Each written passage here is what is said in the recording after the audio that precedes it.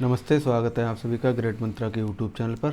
साथियों, हम ईवीएस में 1000 वन लाइनर की जो प्रैक्टिस सीरीज लेकर चल रहे हैं, तो उसी श्रृंखला में आज हम कंटिन्यू करते हैं।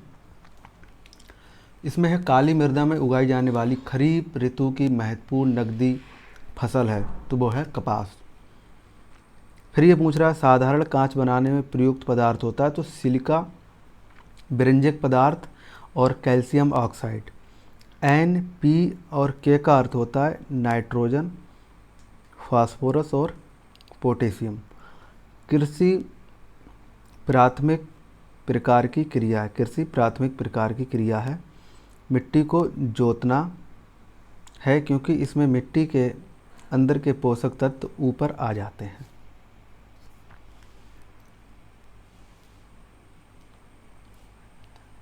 फिर है कि बीजों के बीच उचित दूरी से बीजों को पर्याप्त सूर्य का प्रकाश मिलता है, पर्याप्त मात्रा में पोषण तत्व प्राप्त होते हैं और उचित मात्रा में पानी भी मिलता है।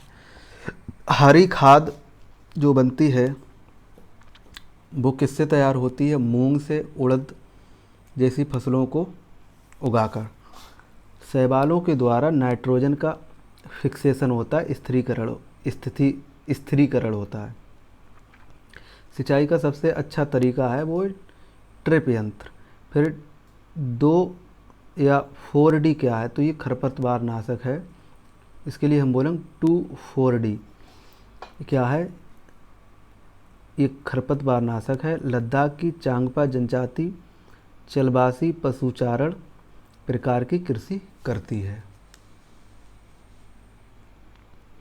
नेक्स्ट है कि टसर, मूंगा, एरी और कोसा ये रेशम की किस्में हैं।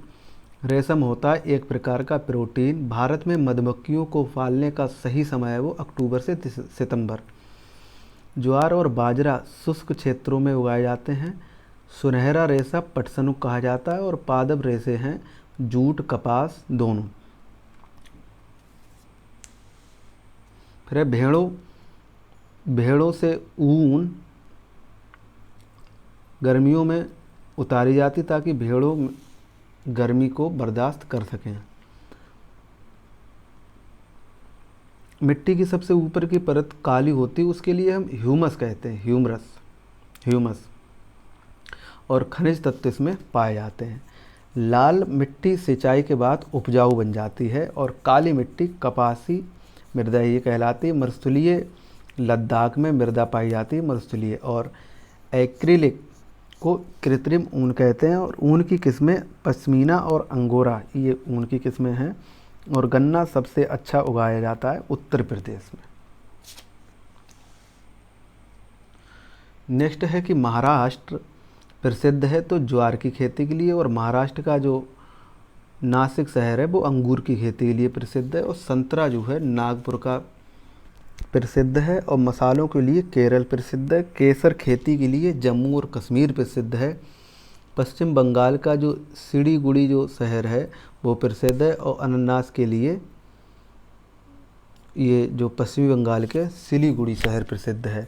और अजवाइन सबसे ज़्यादा उगाई जाती है बिहार में। और स्ट्रॉबेरी जो होता है वो बहुत ही रसीला होता है, उगाया जाता है ये महाबलेश्वर महाराष्ट्र में। और कारकीय रूप से शुष्क मिट्टी की विशेषता है मिट्टी जो लवण में सांद्रता अधिक होती है। फिर है कि हरी खाद से तात्पर्य है लेगुमिनेसी पौधों की जो हरी फसल उगाना वो होता है।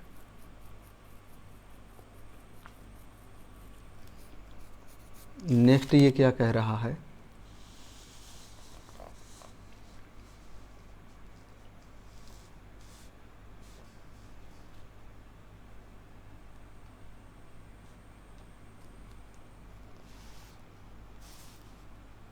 नेक्स्ट इसने पूछा भारत में कृषि को प्रभावित करने वाला मौसम का सबसे महत्वपूर्ण तत्व है तो वो है वृष्टि, यानी कि जो अधिक वर्षा होती है। और किसानों का मित्र कहा जाता है केंचुआ। और सिल्वी कल्चर होता है वो वन एवं वन्य उत्पाद होता है। और झूम खेती मेघालय में होती है। खरीफ की फसल नहीं है तो गेहूँ है। बिहार राज्य में लीची उत्पादन के लिए मुजफ्फरनगर जिला अग्रणी है। रबी की फसल है तो चना। रासायनिक उर्वरक का उदाहरण नहीं है तो है कंपोस्ट।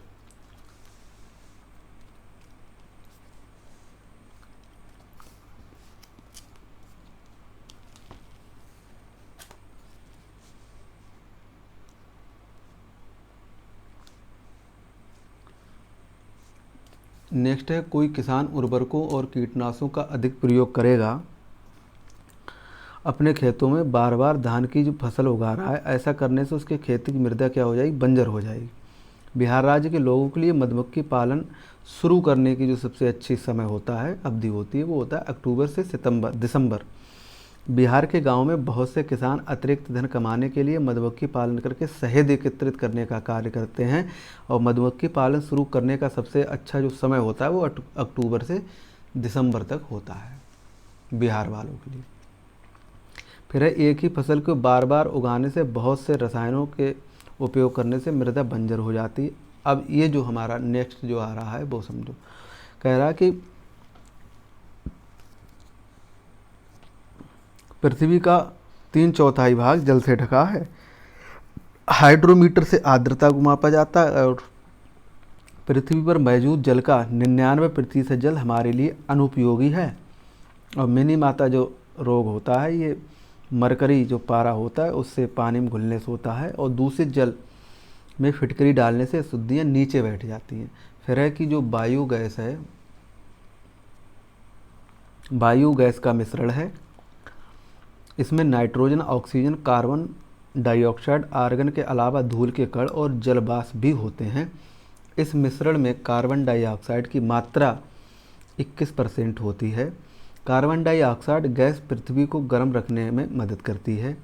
फिर है कि वायुमंडल में जब कार्बन डाइऑक्साइड, मीथेन, नाइट्रस और ऑक्साइड और जलवाष्प की मात्रा बढ़ जाती है तो ये क्या कहलाता है, ये हरित गृह प्रभाव कहलाता है, ग्रीन इफेक्ट।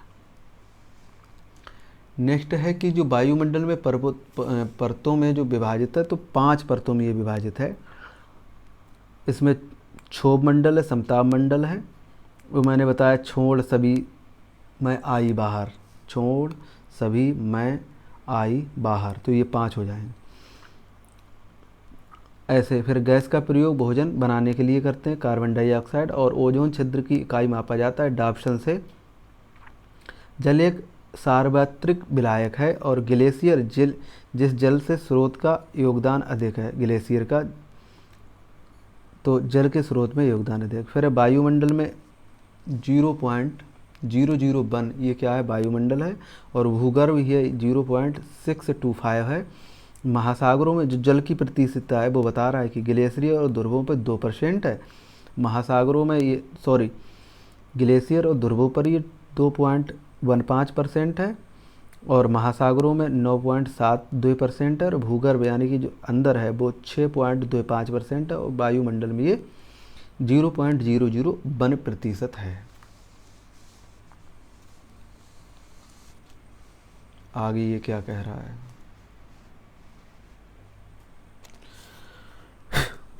एक अवस्था में कह रहा है कि एक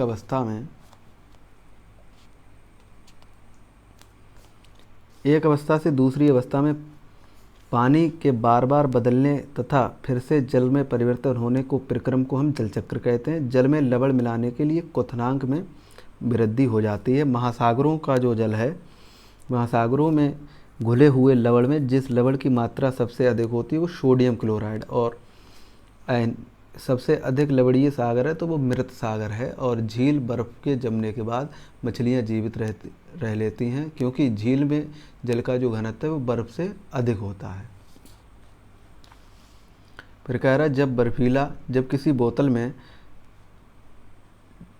जब किसी बर्फीली पानी किसी गिलास में डाला जाता है तो गिलास की बाहरी सतह पर जल कण दिखाई देने लगते। इसका है कि वो क्या हो रहा है, द्रवीकरण हो रहा है, उसका द्रवीकरण।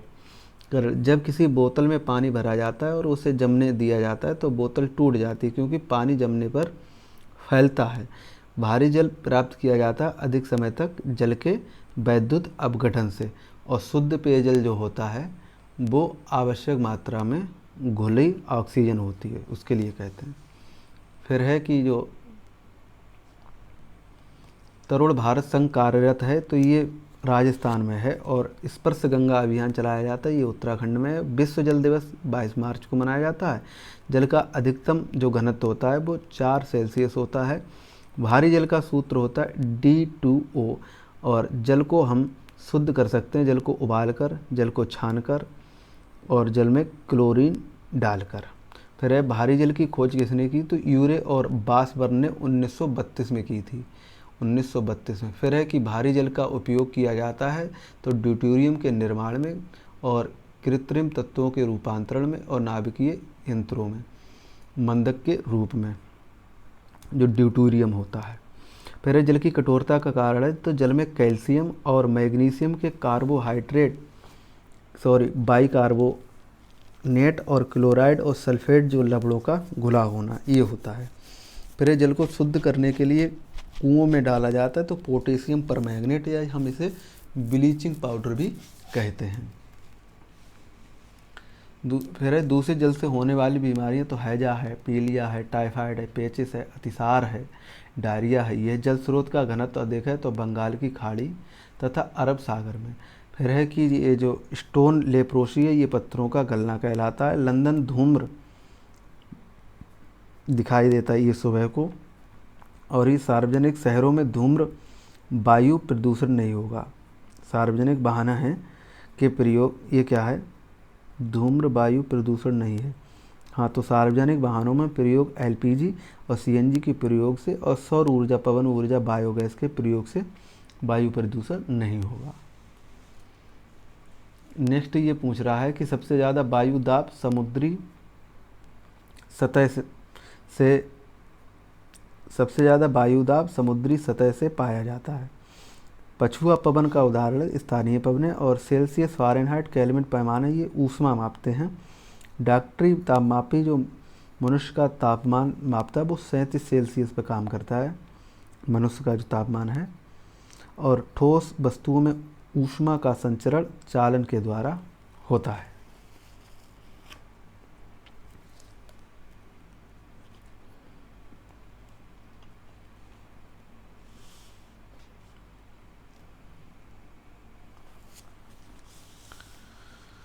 फिर ये कह रहा है कि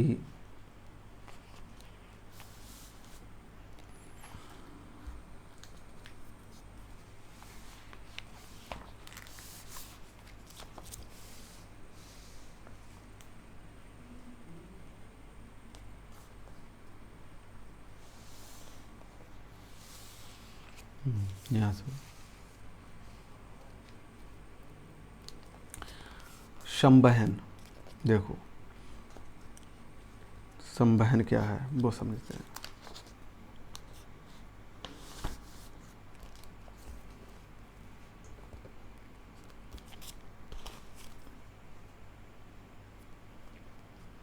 कि संवहन विधि के द्वारा पृथ्वी का वायुमंडल गर्म होता है और बर्फ का जो गलनांक है बिंदु वो 0 सेल्सियस होता है। कांच उदाहरण है पारदर्शी वस्तु का। छाया निर्माण के लिए क्या होता है, प्रकाश का स्रोत अपारदर्शी वस्तु या पर्दा की सरल रेखीय होता है, वस्तु की आवश्यकता होती, तो ये चीज़ें होंगी। प्रकाश का स्रोत और प्रकाश का मार्ग सरल रेखीय होता है। रात में तारों के टिमटिमाने का कारण प्रकाश का अपवर्तन होता है। वर्ण विक्षेपण में श्वेत प्रकाश 7 रंगों में विभाजित हो जाता है। उगते सूर्य डूबते सूर्य का लाल दिखाई और दोपहर के समय सूर्य उगते और डूबते सूर्य का लाल दिखाई एवं दोपहर के समय सूर्य का सफ़ेद दिखाई देना, ये घटना क्या कहलाती है, प्रकाश प्रकीर्ण कहलाती है। फिर है इंद्रधनुष में बैगनी और जामुनी के बाद रंग होता है तो नीला होता है। ध्वनि आवृत्ति की इकाई है तो डेसिबल मापते हैं। सामान्यतः बातचीत की तीव्रता में 60 डेसिबल क्या बोलते हैं होता है। और महिलाओं की आवाज़ पतली होती है क्योंकि उनकी ध्वनि की तारतम्य ज़्यादा होती है। प्रतिध्वनि सुनने के लिए कम से कम 17 मीटर की दूरी होनी चाहिए। और ये जो गैंडा है, हाथी, व्हेल, ये जीव अश्रव्य तरंगों को सुन सकते हैं। फिर है कि वायु दाब मापने का यंत्र वो है बैरोमीटर। क्या है, बैरोमीटर।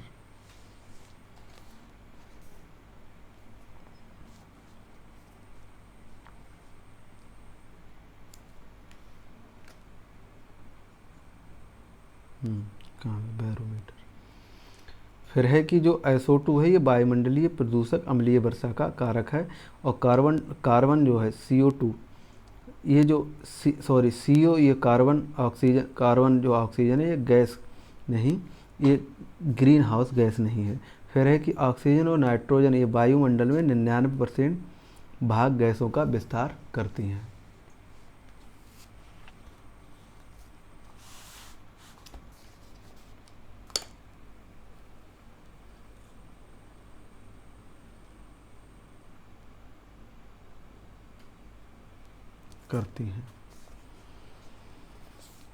आगे हम देखें कि वायुमंडल की सबसे निचली परत का नाम क्षोभमंडल है और पृथ्वी के आवरण की सतह में ओजोन परत पाई जाती है, वो इसे हम स्ट्रेटोस्फीयर कहते हैं। इंद्रधनुष में रंगों का क्रम है वो बैंगनी है, नीला है, नीला जामुनी है, और नीला है, हरा है, पीला, नारंगी और लाल। फिर है बंद कमरे में यदि कोई 3-4 घंटे के लिए कोयले की अंगीठी का प्रयोग करता है तो इसका खतरनाक प्रभाव होगा, क्योंकि रक्त में कार्बन मोनोडाइऑक्साइड की मात्रा क्या होगी, बढ़ जाएगी। फिर है रक्त में कार्बन मोनोडाइऑक्साइड की मात्रा बढ़ जाएगी। फ़ारेनहाइट पैमाने पर पानी का जो क्वथनांक होता है वो 212 होता है। और पृथ्वी ऊष्मायन का अर्थ है ग्रीन हाउस गैसों का पृथ्वी के तापमान में वृद्धि। फिर है कि अम्लीय वर्षा ऐतिहासिक इमारतों तथा मूर्तियों को संक्षारित यानी कि क्षरण होना कहलाता है। Stone leprosy. मीना माता जो रोग है वो प्रदूषित जनित रोग है, ये जो परिणाम है औद्योगिक पारा अपशिष्ट को पानी में छोड़ने का। महाराष्ट्र भारत के राज्य में पानी पंचायत प्रारंभ हुई थी। ओजोन परत सूर्य से आने वाली किरणों को, पराबैंगनी जो किरणें हैं उन्हें रोकती है। भूमिगत जो जल है, भूमिगत जल स्तर को उसके प्राकृतिक स्तर पर पुनः लाने के लिए उपाय सर्वाधिक उचित हैं, तो वो है पाताल तोड़ कुओं का अधिक निर्माण किया जाना चाहिए। भोपाल गैस 83 में मिथाइल आइसोसाइनाइड जो गैस थी उसका रिसाव हुआ था। और वायुमंडल की सबसे ठंडी परत है वो है मध्यमंडल। और नदी के प्रदूषण स्तर की माप की जाती तो वो है BOD,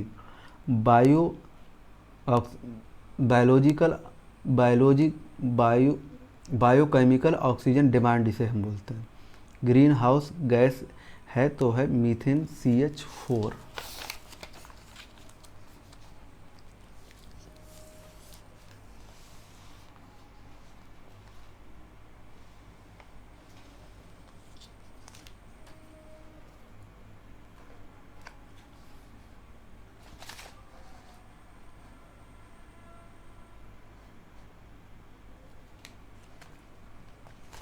नेक्स्ट है विश्व ओजोन दिवस कब मनाया जाता है, तो 16 सितंबर को। फिर समुद्र का जो है 0.65% जल पीने योग्य है सिर्फ। देखो biochemical oxygen demand in 5 day, ये इसका अर्थ है कि हरित ग्रह प्रभाव द्वारा पृथ्वी पर इंफ्रारेड रेडिएशन होता है। लंदन धूम्र पाया जाता है तो ये शीतकालीन सुबह के समय। श्वेत फेफड़ा कैंसर होता है टेक्सटाइल से। CO जो गैस है कि गहन संलग्नता हीमोग्लोबिन में होती है। नेक्स्ट ग्रीन हाउस प्रभाव सर्वप्रथम पहचाना गया था वो है जीन बैप्टिस्टे फ्यूरियर से। वैश्विक तापन के लिए जिम्मेदार है कार्बन डाइऑक्साइड। अम्ल वर्षा में उपस्थित होता HNO3 H2SO4, ये दोनों जब मिलते हैं तो क्या बोलते हैं, अम्ल वर्षा में ये चीज़ें मिलती हैं। फिर है 200 ड्यू स्तर से नीचे ओजोन परत छिद्र की संज्ञा दी जाती है। फिर है कि विश्व ऊष्मायन के लिए कारक है तो वाहनों से निकली गैसें। महासागरों में जल स्तर वृद्धि का कारण है ध्रुवीय प्रदेशों में बर्फ का पिघलना। और वातावरण में अत्यधिक हानिकारक सल्फर मिश्रित है तो SO2। और वायु प्रदूषण को कम किया जा सकता है तो वृक्षों द्वारा। सूर्य के हानिकारक परावैंगनिक किरणों से हमें ओजोन क्या करती है, सुरक्षित करती है। महासागर में पृथ्वी पृष्ठ के अधिकांश जगह को आवृत किए गए हैं, जो लगभग कितने हैं, वो हैं 3/4। वायु प्रदूषण का उदाहरण धुआं में कुहासा, वाहनों से निकलने वाली गैसें, जलती हुई लकड़ियां या चारकोल से निकली गैसें। नेक्स्ट है कि हवा में उपस्थित ऑक्सीजन का प्रतिशत लगभग 21% होता है। परम ताप क्रम पैमाना वो केल्विन कहलाता है। ध्वनि या प्रदूषण मापा जाता है तो डेसिबल में। और हमारे पर्यावरण में गैस का सर्वाधिक सांद्र है तो नाइट्रोजन का है 78%। वायु प्रदूषण का कारक है तो वायु प्रदूषण का कारण है तो धुआं, और 71% पृथ्वी का जल ढका हुआ है जल से। ठीक है, फिर है हमारा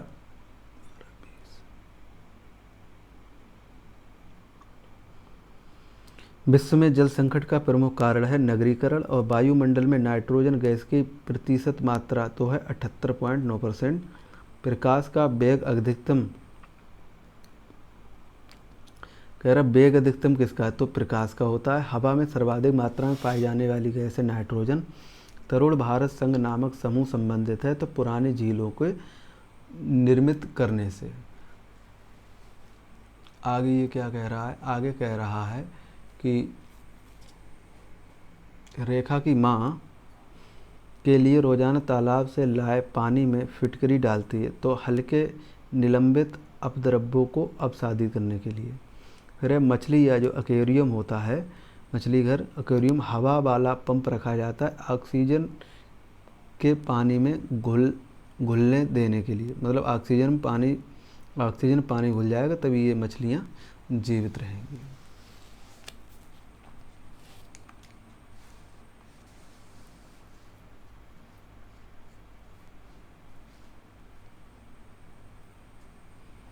नेक्स्ट है ठोस वस्तुओं में विषय में असत्य है तो इनका घनत्व अधिक कम होता है, मतलब काफ़ी कम होता है। पारा क्या है, धातु है, द्रव्य के रूप में पाया जाता है। आयोडीन चमकीली अधातु है। ब्रोमीन वह अधातु है जो द्रव अवस्था में पाया जाता है। सोडियम पोटेशियम ये धातु को चाकू से काटा जा सकता है, सोडियम और पोटेशियम। ठोस धातु है, कार्बन है, सल्फर है और फास्फोरस, ये ठोस धातु है। ये क्या लिखा है, भंगुरता तो गुण धातु में नहीं पाया जाता है। जल में ऑक्सीजन और हाइड्रोजन का अनुपात होता है तो 8:1। यौगिक के विषय में सत्य है तो इनका जो निश्चित रासायनिक अनुपात होता है। सार्वत्रिक विलायक जल है, ये रिपीट हो गया। रक्त में पीएच मूल्य है तो 7.4। शुद्ध जल का पीएच होता है 7। पीएच जो जल है, पीएच जो मूल्य परीक्षण किया था तो वो खोजा था, वो सोरेनसन नामक साइंटिस्ट ने खोजा था। क्षार हल्दी को क्या कर देता है, लाल कर देता है। और अपचन से बचने के लिए हम इनू लेते हैं। इनू में क्या क्या होता है, तो इनू में होता है मैग्नीशियम हाइड्रोक्साइड या सोडियम बाइकार्बोनेट से एक होता है इनमें से। फिर भौतिक और रासायनिक दोनों, ये क्या है, मोमबत्ती जलने में परिवर्तन होता है। जल लगने के लिए अनिवार्य तत्व है ऑक्सीजन और नमी, जंग है सॉरी।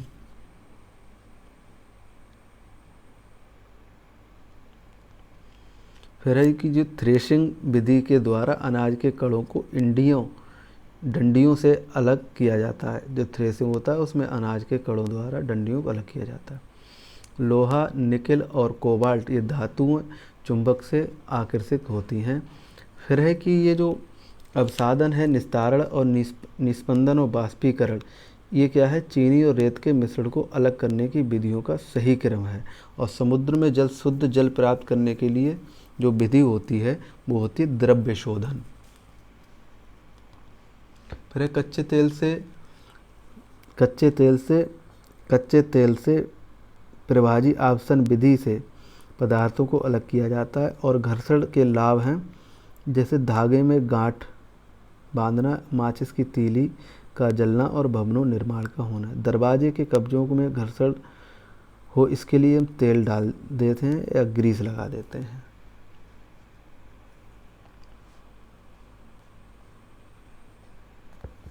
तो ये पूछ रहा है उत्प्लावन जो बल है ये पानी के द्वारा किसी वस्तु पर ऊपर की ओर लगाया गया बल कहलाता है।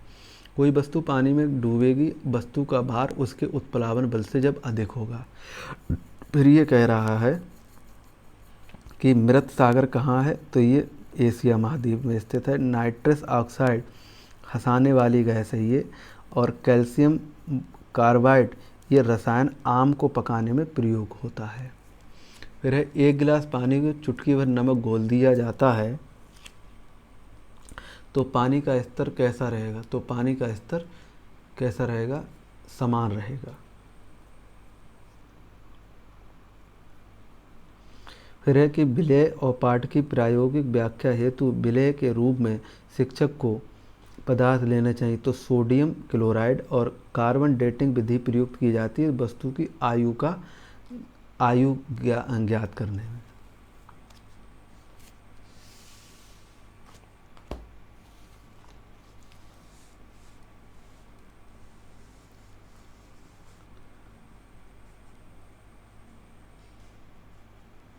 नेक्स्ट है कृत्रिम जो वर्षा के लिए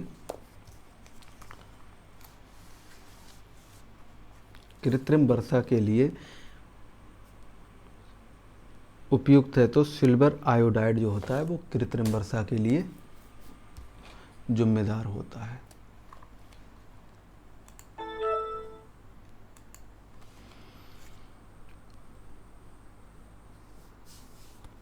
शुष्क बर्फ ठोस रूप में कार्बन डाइऑक्साइड का ठोस रूप है। पदार्थ की अवस्था में अणुओं के मध्य की जो दूरी होती है वो न्यूनतम होती है, तो ठोसों में। कांसे विषय में जिसका उपयोग गोलकुंडा के किले में मिली तोप में किया गया था, तो सही कथन है ये कांसा तांबा टिन मिश्रित धातु होती है। कांसा जिसे हम ब्रांच कहते हैं, ब्रास ये बोल देते हैं, ब्रांच वैसे होता है, 2 धातुओं के मिश्रण से ये धातुएं तांबे और टिन से बनती है। मृत सागर ऐसा सागर जो सभी महासागरों व सागरों के सबसे ज़्यादा नमकीन है। फिर है पानी के साथ प्रयोग करते हुए ज्योति ये देखती है कि स्टील की खाली कटोरी पानी में तैरती है, लेकिन लोहे की एक छोटी कील पानी में डूब जाती है। द्वारा व्याख्यातित किया जा सकता है, तो स्टील की कटोरी पर लगने वाला जो बल है वो भार की तुलना में कम है। अब है रेत नमक के मिश्रण को पृथक करने के लिए क्रियाओं के जो कम में उपयोग किया जाना चाहिए, तो वो हो जाएगा अवसादन, निस्तापन और निस्तारण और निस्यंदन और बाष्पन। उबलना यानी कि जो क्वथनांक होता है वो बाष्पीकरण में अंतर करता है। अब ये समझो, बाष्पीकरण किसी भी तापमान पर हो सकता है जबकि क्वथनांक नहीं। एक किसान दानों में भूसों को अलग करना चाहता है, तो इस प्रक्रिया में किया जा सकता है, वो कहलाता है निष्पावन। फिर नींबू साधारण पानी में डूब जाता है लेकिन नमकीन पानी में तैरता रहता है, तो नमकीन पानी का घनत्व साधारण पानी के घनत्व से कैसा होता है, अधिक होता है।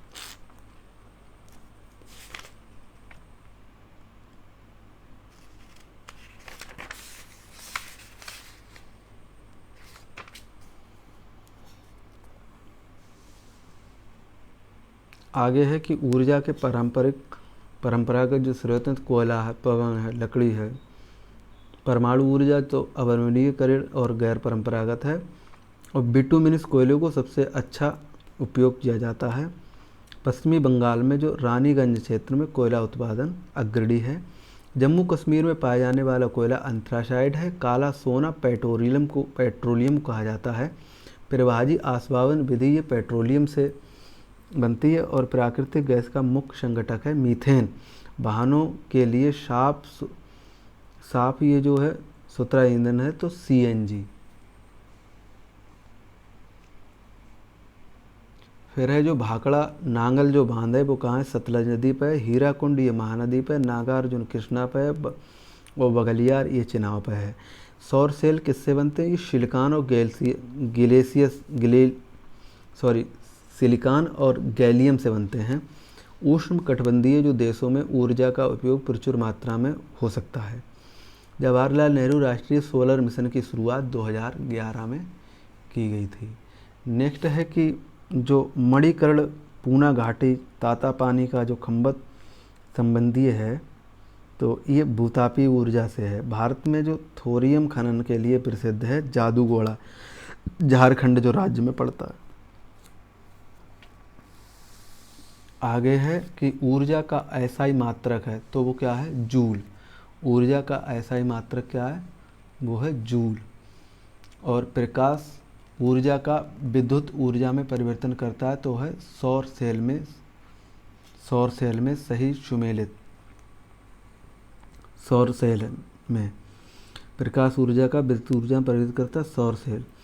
अब कह रहे सही सुमेलित, तो काकरापारा ये गुजरात में, कैगा कर्नाटक में, नरौरा उत्तर प्रदेश में और रावत भाटा ये राजस्थान में है।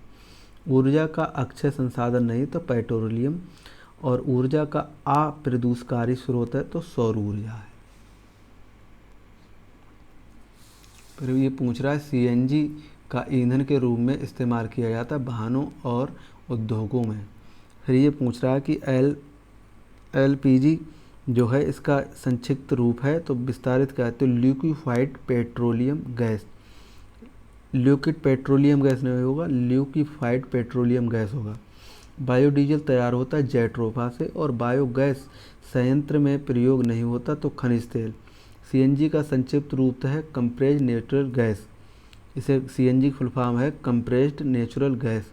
ऊर्जा का नवीनीकरण स्रोत है तो पौधे, और दुर्गा एक गांव में रहती है और लड़की लकड़ी या गोबर के उपलों ईंधन का करते हुए चूल्हे पर खाना पकाती है। पिछले 3 महीनों से उसकी तेज खांसी आ रही, इसका कारण है तो जलते हुए ईंधन का जो उत्पादित काला धुआं है जो उसकी श्वसन नलियों में जमा हो गया है। अब हम पढ़ेंगे कि ब्रह्मांड के अध्ययन को हम कॉस्मोलॉजी कहते हैं, और बिग बैंग जो सिद्धांत दिया तो जॉर्ज लेमोथियर ने दिया था। हमारी आकाशगंगा का आकार सर्पिलाकार है। सर्वाधिक चमकीला तारा साइरस है, और सूर्य एक तारा है। सूर्य में ऊर्जा का उत्पादन नाभिकीय संलयन के द्वारा होता है। दूरी मापने का सबसे बड़ी जो इकाई है वो पारसेक है।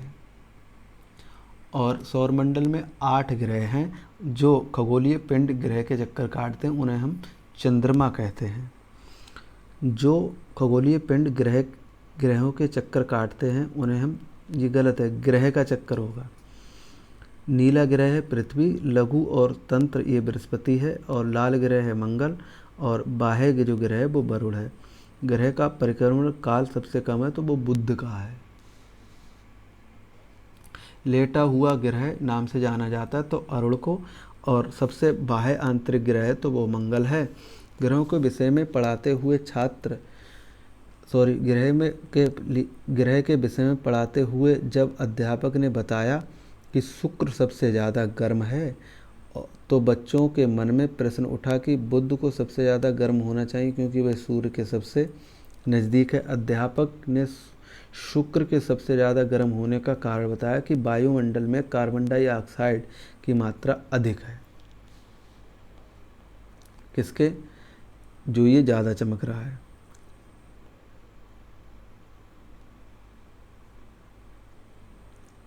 शुक्र। पृथ्वी की भगिनी या बहन किस ग्रह कहते हैं? तो शुक्र कहते हैं। शुक्र और अरुण ग्रहों का जो घूर्णन है वो दक्षिणावर्त है, दक्षिण से पूर्व की ओर ये घूमते हैं। फिर ये सौरमंडल का सबसे बड़ा उपग्रह है तो गैनमेड है। यह ग्रह का उपग्रह है। तो ये किसका? तो ये बृहस्पति का उपग्रह है। और सीरियस, सोरास, जेना और यम ये बौने ग्रह हैं।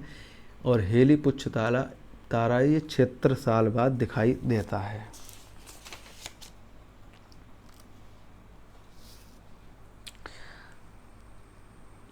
तो साथियों ये रहे हमारे कुछ वन लाइनर। इससे आगे का नेक्स्ट लेक्चर में डिस्कस करेंगे। तब तक के लिए टाटा और बाय बाय।